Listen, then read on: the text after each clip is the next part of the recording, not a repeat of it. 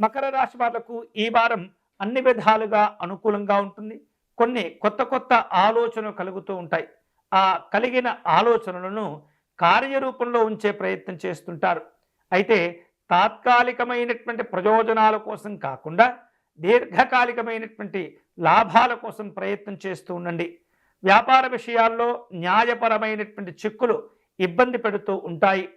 ఆధ్యాత్మిక దైవ చింతన కార్యక్రమాల్లో పాల్గొంటూ ఉంటారు.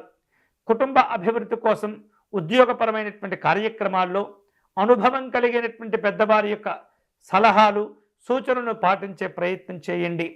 సహోద్యోగులతో భేదాభిప్రాయాలు ఏర్పడవచ్చు. అనవసరమైనటువంటి విషయాల్లో జోక్యం చేసుకోకూడదు.